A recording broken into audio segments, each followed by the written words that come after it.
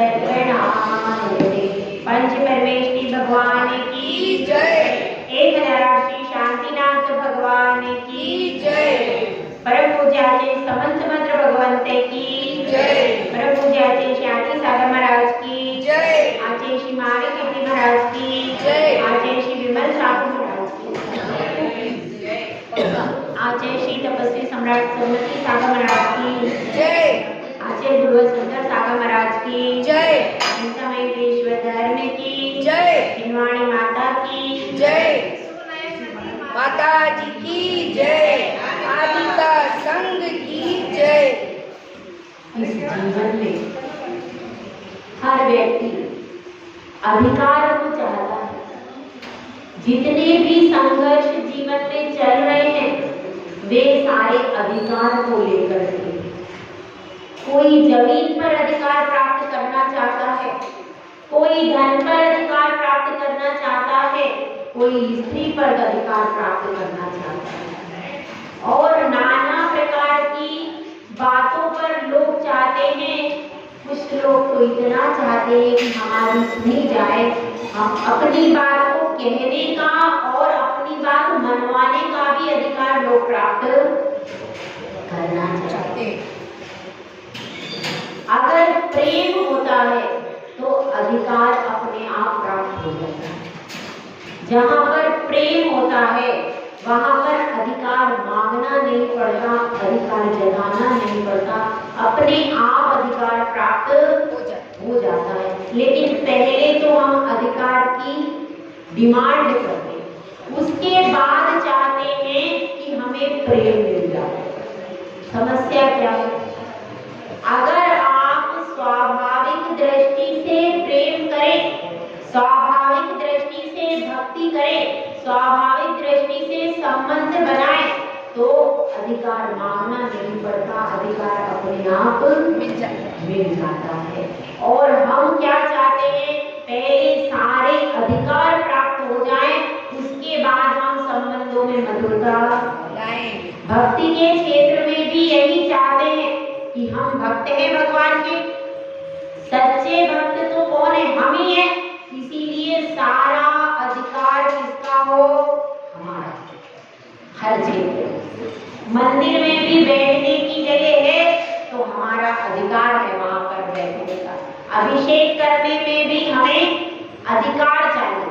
हर चीज के लिए क्या चाहिए? हमें धन धान्य आदि भगवान को पहले ही सब पूर्तियां कर देनी चाहिए। क्यों? हम सच्चे भक्त। इस तरह से हम जहाँ जहाँ भी अधिकार के लिए लड़ाइयाँ करते हैं वहाँ संबंधों का विच्छेद हो जाता है। चाहे प्रभु का दरबार हो, चाहे घर बार हो।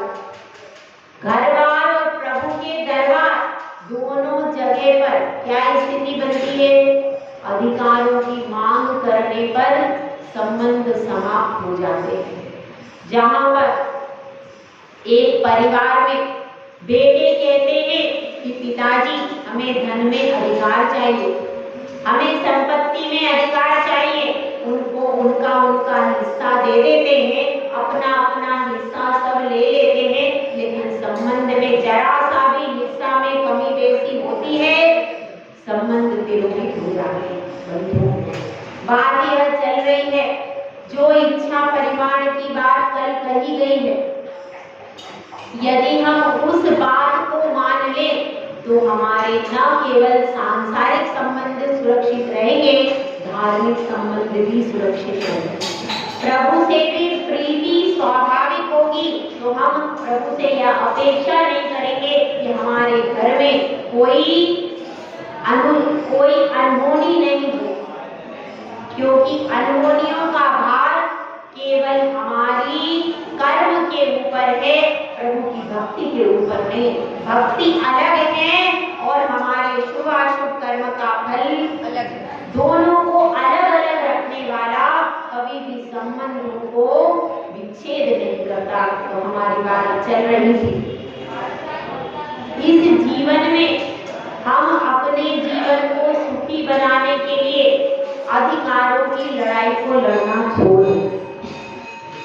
अधिकारों की लड़ाई और अपेक्षा की लड़ाई लड़ने से अनादिकाल से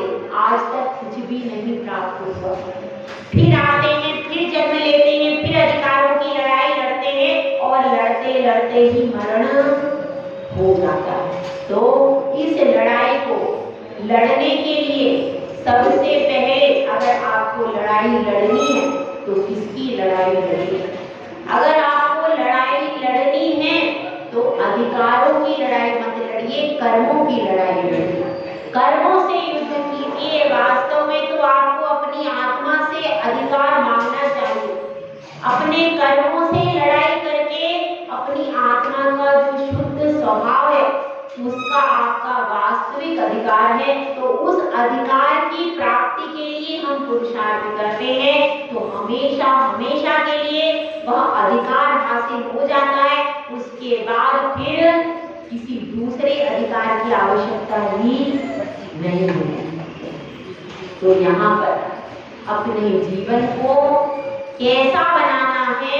यह संसार नश्वर है, भोग नश्वर है, तो जितनी जरूरत है उतना ही कहा गया है। साई इतना दीजिए जावे कुटुंब समाए, मैं भी भूखा ना रहूं साधु न भूखा जाए। बस उतना ही चाहिए, कितना ही आप धन संपत्ति जमा कर ले, लेकिन 2 रोटी ही आप खा सकते हो, 10 रोटी नहीं खा सकते हैं क्या? नहीं। भूख जितनी है, पेट जितना है, उतना ही भोजन आप कर पाओ। तिजोरी में आप फूल भर के रख लोगे, गोदाम में बहुत सारा रख लोगे, लेकिन पेट में कितना रखोगे भाई? जितनी भूख पेट में कितना रख पाओगे आप बताओ? उसकी लिमिटेशन है। जिस प्रकार से आप अपने पेट में लिमिटेड रखते हो, उतना ही सोच लो कि हम पेट में भी लिमिटेड रखें, क्योंकि जितनी पेट की कैपेसिटी है उतनी ही पेट की भी कैपेसिटी होना चाहिए। तो इस परिग्रह से विरक्त होने से पहले यह भावना अपने मन में आना चाहिए कि इंद्रिय भोग इंद्रधनु के समान नश्वर है। ये मेरा स्वभाव, जब तक यह परिणति मन मस्तिष्क में नहीं आएगी तब तक हम पालन केवल बाहर से करते रहेंगे। बाहर से भाई गए कहीं श्रीफल लग गया, हाँ परिग्रह परिमाण, हाँ भाई परिग्रह परिमाण, ऐसा समझकर परिग्रह परिमाण तो कर लिया, पर परिग्रह परिमाण का कारण क्या है? परिग्रह परिमाण का कारण है कि जितना जितना परिग्रह होता है वह व्यक्ति उतना उतना नीचे जाता है, तो हमारी दुर्गति न हो। एक यह कारण। दूसरा कारण यह है कि ये सब क्षणभंगुर है, हमेशा रहने वाले नहीं है, और इसलिए इस भाव में भी अंत में मरण समय छूट जाए, और कई बार कोई दरिद्रता आ जाए तो बीच में भी छूट जाते हैं। इनका कोई भरोसा नहीं है इंद्रियों के विषय में। तीसरा कारण यह है कि ये मेरा स्वभाव नहीं है, ये तो खुदगल है। सोचा करता हूँ भोगों से बुझ जाएगी इच्छा ज्वाला, परिणाम निकलता है लेकिन मानो पावक में घी डाला। तेरे चरणों की पूजा से इंद्रिय सुख की ही अभिलाषा अब तक न समझ ही पाया प्रभु, सच्चे सुख की में परिभाषा। ये अपनी मन स्थिति है कि हम भगवान के पास भी आकर के भोग मांग रहे हैं, भगवान के पास आकर अधिकार मांग रहे हैं। किसका? मुझे भोगों को भोगने का अधिकार। ये स्थिति, तो इसलिए अपनी मन स्थिति को चेंज करना है। केवल बाहर से व्रत नहीं लेना बंधु, अंतरंग से मन वचन काय से व्रत लिया जाता है। तो पहले अपने मन में अपनी आत्मा के प्रति बहुमान लाओ कि मैं आत्मा के शुद्ध स्वभाव को प्राप्त करने के लिए बाहर की सब चीजों से दूर जाऊंगा, तब अपने निकट आऊंगा। जब तक बाहर के बहुत सारे विकल्प रहेंगे तब तक मैं आत्मा के निकट कभी भी नहीं आ सकता। आ सकते हैं क्या? नहीं। इसीलिए बाहर के विकल्प में सीमित करूंगा तो मैं आत्मा के निकट आऊंगा। आत्मा के शुद्ध स्वभाव के निकट आने का पुरुषार्थ करने के लिए मैं यह परिग्रह परिमाण व्रत उद्देश्य कभी भी भूलना नहीं चाहिए।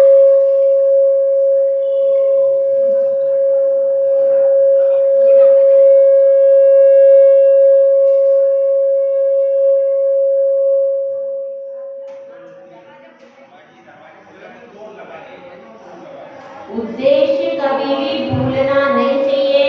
कार्य के पहले कार्य का उद्देश्य याद रखो। यदि आप उद्देश्य को भूल गए तो कितना भी कार्य करेंगे उसका फल नहीं मिलेगा। जो फल मिलना चाहिए वह फल नहीं मिलेगा। इसलिए अब यहाँ पर शिष्य कह रहा है कि परिग्रह का परिमाण कर लेते हैं। उसके बाद कौन कौन से दोषों की संभावना होती है, कौन कौन से अतिचार लग जाते हैं, तो आचार्य समंतभद्र स्वामी परिग्रह परिमाण व्रत के अतिचारों के बारे में बता रहे। संक्षेप में बता दें, कल हमने पढ़ा था परिग्रह परिमाण व्रत का मतलब है 10 प्रकार का परिग्रह होता है। उन 10 प्रकार के परिग्रहों की सीमा बना लेना, और यह परिमाण की सीमा हमेशा आपकी डायरी में लिखी होना चाहिए, क्योंकि क्षयोक्षम कम है, हम भूल जाते हैं।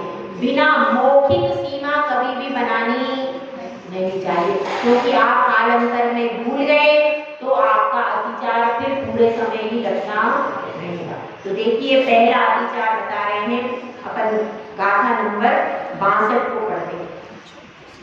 अतिवाहनाति संग्रह विस्मय लोभाति भारवे नानी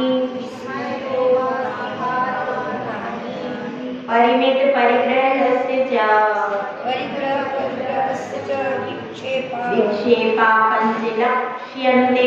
विक्षेपा पंचलक्ष्यन्ते। इसमें बताया गया है कौन कौन से अतिचार होते हैं। उसमें पहला अतिचार बताया है अतिवाहनाति। अतिवाहन का मतलब क्या है? अतिवाहन का मतलब यह है कि हमने जो कार्य हो रहा था उस कार्य की सीमा नहीं करी, लेकिन काम करने वालों की सीमा करी। जैसे आपकी फैक्ट्री में 10 नौकर काम करते हैं, अब आपने परिग्रह परिमाण व्रत ले लिया तो आपने कह दिया हम 5 नौकर रखेंगे। कितने रखेंगे? पर फैक्ट्री उतनी ही है, काम उतना ही है, तो क्या करोगे? ओवर टाइम करवा रहे हो नौकरों से। तो ये क्या हो गया? ये है अतिवाहन। मतलब हमने खेत है किसी का, अब खेत में पहले 2 जोड़ी बैल लेता था, 4 बैलों से वह पूरे खेत में काम करता था। बैल भी स्वस्थ रहते थे और उन पर भी लोड नहीं पड़ता था। अब उसने क्या किया? अब उसने प्रमाण कर लिया तो कितना में 1 जोड़ी बैल रखूंगा, यानी 2 बैल रखूंगा। अब उन 2 बैलों से ही खेत का पूरा काम करवा रहा है, तो ये क्या हो गया? अतिवाहन। घर में भी नौकर चाकर रहते, नौकर चाकर घर में है, हाँ, तो पहले अपने पास कितने थे? 2 या 3 थे, तो उन 2 या 3 से अपन पूरा काम करवा रहे थे। अब अपन ने क्या कर लिया? हम 1 रखेंगे, तो अब 1 से पूरे घर का ऊपर से नीचे तक काम करवा रहे हैं। तो ये क्या है? ये है अतिवाहन। जितनी जिसकी कैपेसिटी है, जितना वह आराम से कार्य करता है उतना ही उससे कराना। ऐसा नहीं करना कि नौकरों की संख्या कम कर दी और काम तो उतना ही है। अगर आपको नौकरों की संख्या कम करनी है तो अपने खेत का परिमाण भी कम करना पड़ेगा, फैक्ट्री का भी परिमाण कम करना पड़ेगा। कि भाई अब हम पहले 2 फैक्ट्री थी, 2 फैक्ट्री में 20 नौकर थे, अब हम क्या करेंगे? अब हम 1 फैक्ट्री तो अपने बेटे के नाम कर रहे हैं, 1 फैक्ट्री अपनी रखी और उस फैक्ट्री में जितने नौकर हैं उतने रहने देंगे। पहले 20 नौकर थे आपके आधिपत्य में, आप कितने रह गए? केवल 10। तो ऐसा करना चाहिए, ऐसा नहीं करना चाहिए। नौकरों की परिमाण कम कर दें, फिर उनको भूखा प्यासा रख करके अपन उनसे दुगना काम करवा रहे। तो यह है अतिवाहन। तो यह अतिचार किसको लगता है? यह अतिचार श्रावक को लगता है। इसलिए जब भी परिग्रह परिमाण करे तो इस बात का ध्यान रखें। उसके बाद है अति संग्रह। अति संग्रह कैसे होता है?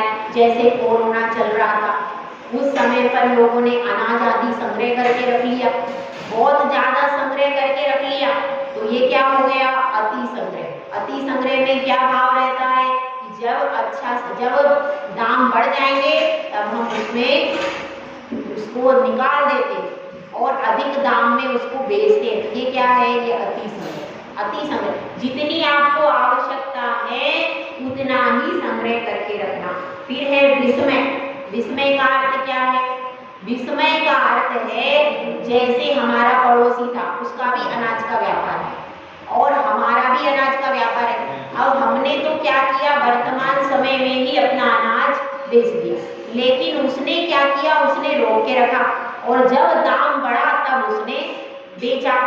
ऐसा सोने चांदी वालों के साथ ज्यादा होता है। सोने चांदी वाले, सही है कि नहीं?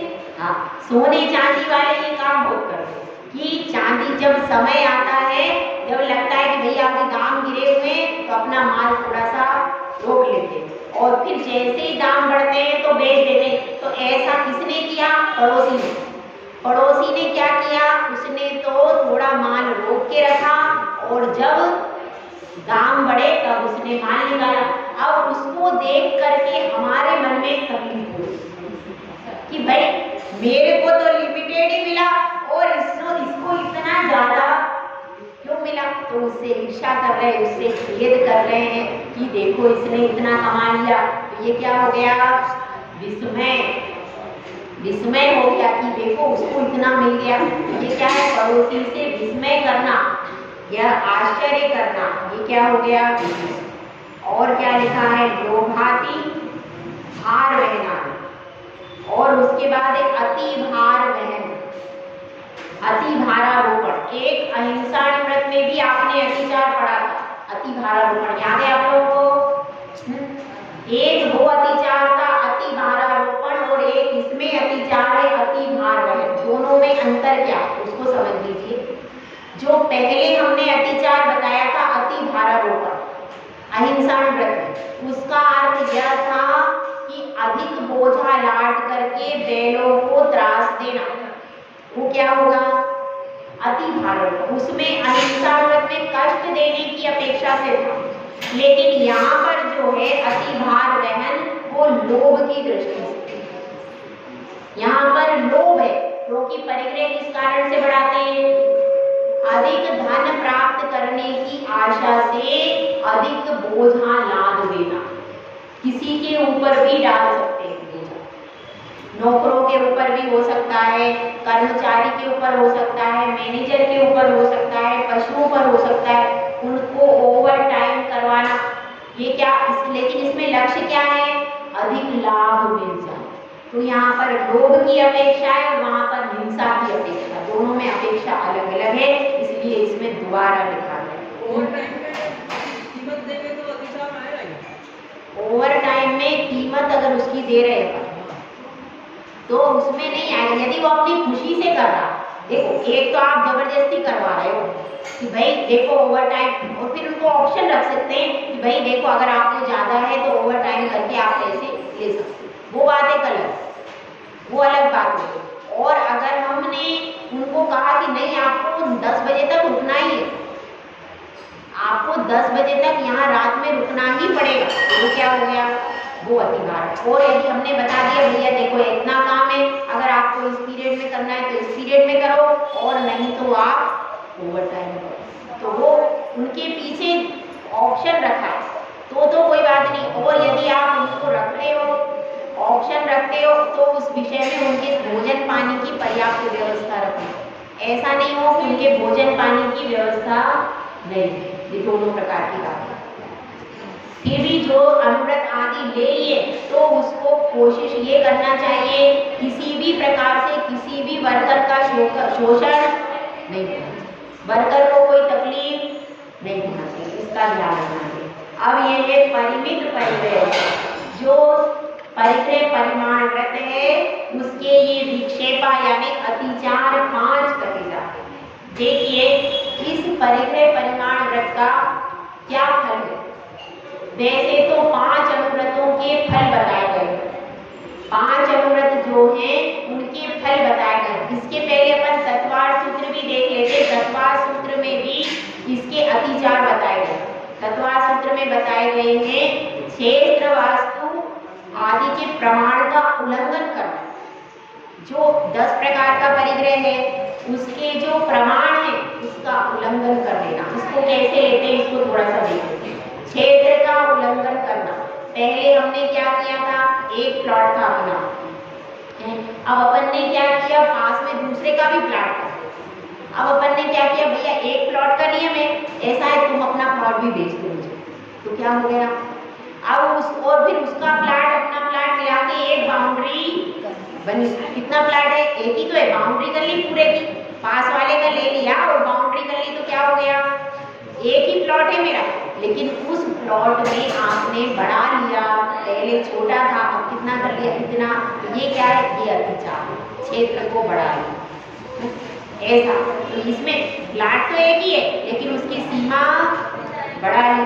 और इसमें वास्तु में मकान में भी हो जाता है, पहले जितना बड़ा मकान था पड़ोसी का बेच दिया, पड़ोसी का उसमें सीमा बढ़ा दी, कुछ आगे पहले कितना था, पहले आगे गैलरी आपकी छोटी थी, आपने फिर बाहर की भी जमीन को ऑक्युपाई कर लिया, उसको भी घेर लिया और अपना मकान थोड़ा बड़ा कर लिया। ये आपके मकान का क्या हो गया, ये आपने सीमा बढ़ा ली। तो इसी प्रकार से सोना चांदी में भी होता है। सोना चांदी में कैसे होता है, हमने नियम किया था एक हार रखेंगे, 2 अंगूठी रखेंगे और 4 चूड़ी रखेंगे, ऐसा अपन ने नियम किया था। अब क्या हुआ, अब अपना किसी की विवाह हुआ तो क्या किया, उसमें थोड़ा सा सोना और डलवा करके उसको मोटा कर लिया, तो क्या हो गया, ये आपका अतिचार हो गया। गहने तो उतने ही है, गहनों में जितने गहने रखे थे, 5 गहने रखे थे, गहने तो 5 ही हैं, आभूषण 5 ही है, लेकिन उसमें सोने का प्रमाण बढ़ा लिया, ये क्या हो गया, ये हो गया उसका सुवर्ण, सुवर्ण का इसमें प्रमाण बढ़ा लेना। इसी प्रकार से सब जितने भी है ना 10 प्रकार का परिग्रह, बर्तनों में भी कर लेते हैं लोग, बर्तन है, अनाज में भी बहुत ज्यादा अनाज रख लेना। तो इस तरह से जो प्रमाण हमने निर्धारित किया था उसमें बढ़ा लेना, उसकी सीमा को बढ़ा लेना अथवा उसके अंक को आगे कर लेना, ये सब किस में आएगा, अतिक्रम, अतिचार। तो इसका भी ध्यान रखना चाहिए। और एक तत्व सूत्र में भावना भी आई है, मनोज्ञ मनोकेंद्रीय विषय राग द्वेष वर्जनानि पंच, वो भी बहुत महत्वपूर्ण भावना है। मनोज्ञ और अमनोज्ञ पदार्थों में राग द्वेष को छोड़ना, क्योंकि हमने वस्तुओं को क्यों छोड़ा, राग द्वेष कम हो जाए इस पर्पज से वस्तुओं का त्याग किया। क्यों किया है, हमारा राग द्वेष घट जाए, इच्छा हमारी सीमित हो जाए। तो मनोज्ञ और अमनोज्ञ वस्तुओं में राग द्वेष को छोड़ना क्या है, यह हमारे लिए मनोज्ञ और अमनोज्ञ वस्तु में क्या लगाना है, 5 इंद्रियां हैं, 5 इंद्रियों में जितने विषय हैं उन सभी में इष्ट अनिष्ट लगाना और उसमें राग और द्वेष को छोड़ना। ये किसकी, यह 5 भावनाएं हैं, किसकी व्रत की, परिग्रह परिमाण व्रत की 5 भावनाएं तत्वा सूत्र में आचार्य स्वामी ने। तो अब अपन इसको समझते हैं कि 5 अनुव्रत धारण करते हैं। तो यहाँ पर शिष्य प्रश्न कर रहा है, 5 अनुव्रत में धारण कर लूं लेकिन मिलेगा क्या, इतनी मेहनत करूं, इतना परिमाण करूं, सब कुछ पालन करूं, लेकिन मिलेगा क्या, पहले यह बताइए कि इससे क्या मिलता है। तो आचार्य परमेश की अब इसका फल बता रहे अगले वाले, पंचानुव्रत निधयो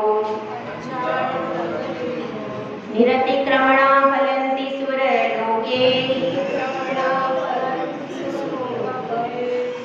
यत्रावधिरष्टगुणाः दिव्य शरीरं च लभ्यन्ते। इसमें यह बताया गया है कि जो भी पंचानुव्रत निधियों, पंच अनुव्रत रूपी निधि को जो प्राप्त करते हैं, निरतिक्रमणा फलन्ति सुरलोके, और कैसा, अतिक्रम से रहित, अतिचार से रहित। ऐसा नहीं है कि व्रत ले लिया और अपन रोज अतिचार लगा रहे, ऐसा भी नहीं, उसमें निरतिचार पालन करने का प्रयास करना। और अतिचार लग जाए तो गुरु आदि के पास में में जाकर के उसका प्रायश्चित बराबर लेना चाहिए। अतिचार लगने के बाद उसको ऐसा ही छोड़ना नहीं। जब जब आपको अतिचार लगते हैं आप उनको नोट कीजिए और गुरु के पास में जा करके उसका विधिवत प्रायश्चित लीजिए। तो यहाँ पर बताया है पंचानुरत निधियो निरतिक्रमणा, इसका निरतिचार पालन करने से इसका फल क्या है? सुरलोक। वह व्यक्ति कहाँ जाएगा? स्वर्ग में ही जाएगा और कहीं दुर्गति में नहीं जाएगा। यत्रावधि रष्ट गुणा दिव्य शरीरम च लभ्यते, वहां पर भी 8 गुणों से सहित और दिव्य शरीर को प्राप्त करता है। 8 गुणों से सहित दिव्य शरीर को प्राप्त करता है। 8 गुणों के नाम मैंने आपको पहले लिखवा दिए थे। अणिमा, महिमा, लघिमा, प्राप्ति, प्राकाम्य, ईशत्व और वशिष्ठ। तो ये सब 8 प्रकार की रिद्धियों से सहित महर्दिक देव होता है। और आपको एक बात और बता दें कि जो भी अणुव्रत लेते हैं उनको किस किस आयु का बंध पहले होता और बाद में किसका होता। जो अणुव्रत लेते हैं, अणुव्रत वही लेता है जिसको पहले किसी भी आयु का बंध नहीं हुआ। पहली कंडीशन, किसी भी आयु का बंध नहीं हुआ है तो वह अणुव्रत ले लेता है। अथवा जिनको देवायु का ही बंध हुआ है वही अणुव्रत ले सकते। समझ में आ गई दोनों बात? ऐसे व्यक्ति जिनको पहले किसी भी आयु का बंध नहीं हुआ वो अणुव्रत ले सकते। और महाव्रत के लिए भी यही कंडीशन है। अणुव्रत और महाव्रत वे लेते हैं जिनको पहले किसी आयु का बंध, एक तो वे जीव है और दूसरे जीव कौन से हैं? जिनको देवायु का बंध हो गया वे अणुव्रत लेते हैं। यानी यदि आपको नरक त्रियंच आयु का बंध हो गया तो फिर आप कभी भी अणुव्रत नहीं ले सकते, महाव्रत भी नहीं ले सकते। समझ में आया? अणुव्रत लेने के लिए त्रियंच आयु और नरक आयु का बंध नहीं होना चाहिए। इस संबंध में एक प्रसंग आता है कि श्रेणिक राजा ने प्रश्न किया महावीर भगवान से कि इतने सारे जीव आते हैं, कोई मुनिपद लेता है, कोई अणुव्रत लेता है, मेरे भाव ही नहीं बनते। तो उन्होंने कहा कि आपके नरकायु का बंध हो गया है, इसलिए आपके व्रत लेने के भाव नहीं बने। जिसने नरकायु का बंध कर लिया वह अणुव्रत और महाव्रत कुछ भी धारण नहीं कर सकता। जिसके भाव बन रहे हैं उसका कंक्लूजन क्या है कि उसके अभी कोई छोटी आयु का बंध नहीं हुआ। तो इसमें भी कंडीशन है, मतलब यदि आपने एक बार अणुव्रत भी धारण कर लिए तो यह समझ लेना आपके कोई भी आयु का बंध नहीं हुआ। यह कौन सा? ये सिद्धांत ग्रंथ में, और आप इसको देख सकते हैं 24 थाना वगैरह में, उसमें भी इसका वर्णन है। आगति जागति जो जहाँ पर बताई है 24 स्थान, उसमें भी इसका वर्णन किया जा रहा है। तो अब इसमें समझते हैं हम कि कौन प्रसिद्ध हुआ। अभी कथा नहीं सुनी थी, कल एक कथा सुनी थी दूसरी वाली। अब इसमें परिग्रह परिमाण व्रत में प्रसिद्ध कौन हुआ है इसकी कथा को अपन सुनते। परिग्रह परिमाण व्रत में प्रसिद्ध हुए हैं जय कुमार। ये जय कुमार कौन थे? आप सब आदिनाथ भगवान की कथा को जानते हैं। आदिनाथ भगवान को आहार दान किसने दिया था? किसने दिया था भाई? क्या नाम था उसका? राजा श्रेयांस। राजा श्रेयांस ने, और उनके साथ में राजा सोम भी थे। राजा सोम, उनकी पटरानी लक्ष्मीमती, और क्या नाम था? राजा श्रेयांस। ये दोनों, मतलब उनके राजा श्रेयांस के बड़े भाई का नाम क्या था? सोमप्रभ। उन सोमप्रभ के कहाँ रहते थे? हस्तिनापुर, कुरुजांगल देश में हस्तिनापुर नगर में कौन रहता था? राजा सोमप्रभ और लक्ष्मीमती। तो उनके एक पुत्र था, उस पुत्र का नाम था जय कुमार। समझ में आया? उस पुत्र का नाम क्या था? जय कुमार। और वह जय कुमार बाद में सेनापति हुआ। किसका? भरत चक्रवर्ती। भरत चक्रवर्ती का सेनापति हुआ और उसका विवाह हुआ, स्वयंवर रचा गया था।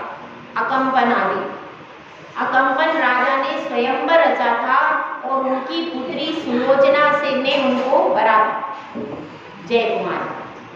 तो इस तरह से उनका विवाह हुआ था। तो जय कुमार उनके सेनापति थे। किसके? सम्राट भरत, चक्रवर्ती भरत के सेनापति थे। तो उनकी यह कथा आती है कि उनकी प्रशंसा कहाँ पर हो रही थी? सोधर्म स्वर्ग में उनकी प्रशंसा हो रही थी। किस बारे में? कि परिग्रह परिमाण व्रत का पालन जो जय कुमार कर रहा है वह कोई भी नहीं कर रहा। वे परिग्रह परिमाण व्रत में एकदम दृढ़ चित्त है।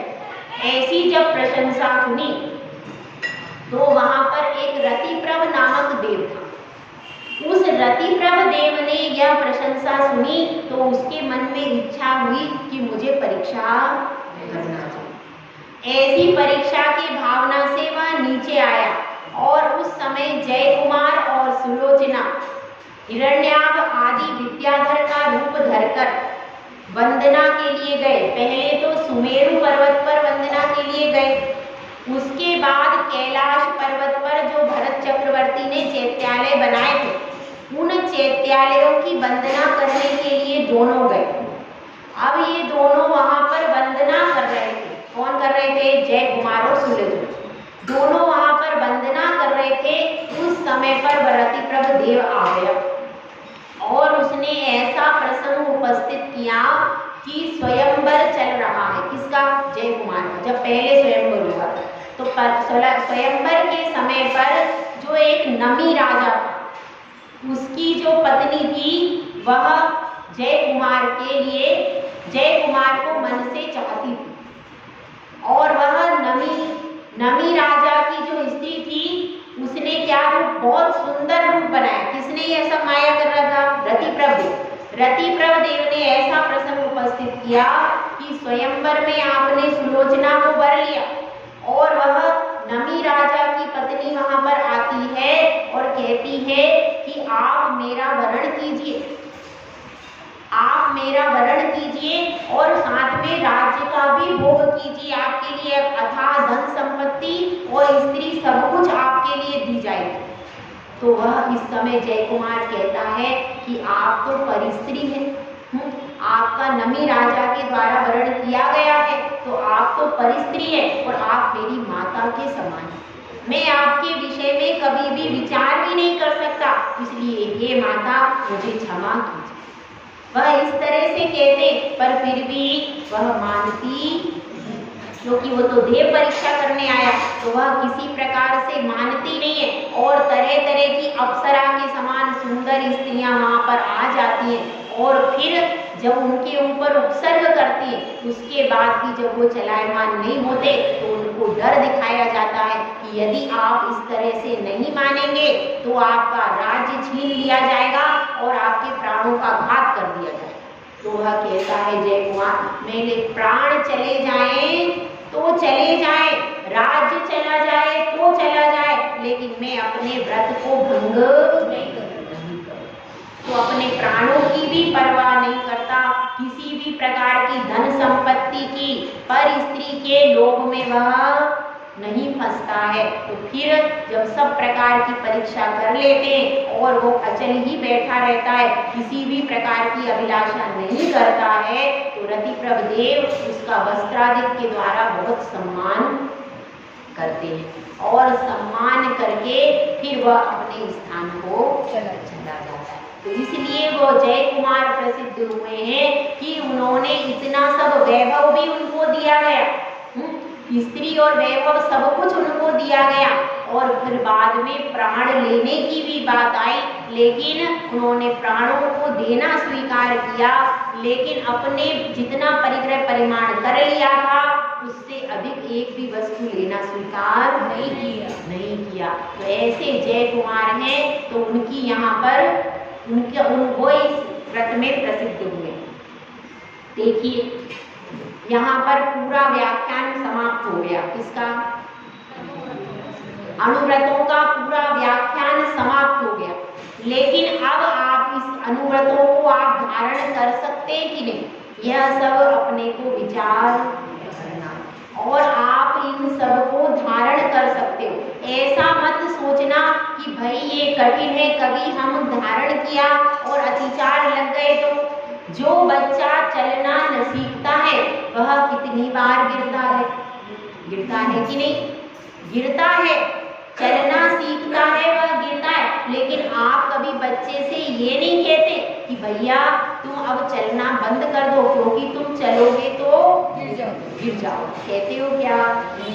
इसी प्रकार से यदि यहाँ भी आप व्रत ग्रहण करते हो तो कदाचित शुरू में आपको अतिचार लग सकते हैं, लेकिन जब आपका अभ्यास अच्छा हो जाता है तो फिर अतिचार धीरे धीरे कम हो जाते। ध्यान यही रखना है कि पूरा जो कहा गया है यहाँ पर आपके पास, एक तो ये रतिकरण शावकाचार्य है, दूसरे तत्वार सूत्र। मैंने अभी तत्वार सूत्र का लास्ट वाले में ही लिया, बाकी तत्वार सूत्र में भी सारे अतिचार आए हैं और हर व्रत की 5-5 भावनाएं आई। तो उन 5-5 भावनाओं को और ये अतिचारों को प्रति समय आप रोज पढ़ना पड़ेगा। रोज अपनी कॉपी में परिभाषा लिखो, परिभाषा के बाद अतिचार लिखो, 5 व्रत की 5 भावनाएं जो तत्वार सूत्र में आई हैं उनको प्रतिदिन देखो। जैसे आप सुबह उठ करके देखते हो, प्रतिदिन देखो और अपने आप को जांच करो, कहीं मुझे कोई अतिचार तो और लग जाए तो डरना नहीं। जैसे ही अतिचार लग जाए उसको क्या करो, अपनी कॉपी में नोट कर दो, इस दिन इस समय मुझे ये दोष लग गया। और जैसे ही अपने गुरु के पास में जाओ, गुरु मिल जाए आपको, तो उनसे कह दीजिए कि हे महाराज जी हमको ये दोष लग गया, और जल्दी से जल्दी उसका निराकरण करो जो भी दोष लग गया। और दोष लगने के बाद उसकी पुनरावृत्ति नहीं तो वो अनाचार हो जाएगा। जो भी दोष लग गया उसको फिर गुरु के पास में जाकर प्रायश्चित आदि लेकर के शुद्धिकरण करें। फिर क्या होगा, धीरे धीरे आप समझने लगोगे, आपको याद रहने लगेगा कि इसके ये इस तरह से दोष लग जाता है, तो उसके बाद आपके अतिचार धीरे धीरे कम हो जाएंगे और आप फिर मूर्तिचार पालन करना सीख जाओगे। तो हम सबकी यही भावना रहना चाहिए, भले ही व्रत लो, छोटे रूप में लो, लेकिन उसका पालन मन वचन काय से करते हैं। और यदि उसमें दोष भी लग जाता है तो वो दोष इतना बड़ा नहीं लगता। लेकिन यदि हम प्रमाद के वश होकर जानबूझकर दोष लगाते हैं तो फिर उस दोष का प्रायश्चित बड़ा होता है। तो अपनी अपनी भूमिका के अनुसार एक कदम भी आपने व्रत का उठा दिया तो फिर दुर्गति से निकलने का रास्ता मिल गया, ऐसा समझना। और ये अनुव्रत है, लेकिन महाव्रत के लिए भूमिका तैयार करते हैं। जो अनुव्रत का अभ्यास अभी जिसने कर लिया वो भविष्य में जब महाव्रत लेगा तो उसको इजी पड़ेगा। क्यों? क्योंकि उसने इच्छाओं को सीमा करना सीख लिया। तो उसमें क्योंकि अपनी इतनी नहीं है कि अपन बाद में एकदम छोड़ दें, पहले ही थोड़ा बहुत इच्छाओं को जिसने सीमित कर लिया, वह जब महाव्रत लेगा तो उसके मन का अभ्यास पहले से हो गया, तो उसको ये अनुव्रत कैसे पढ़ेंगे, सरलता हो जाएगी उसको महाव्रत धारण करने में। इसलिए इन अनुव्रतों के द्वारा अपने जीवन को साधना और आराधना के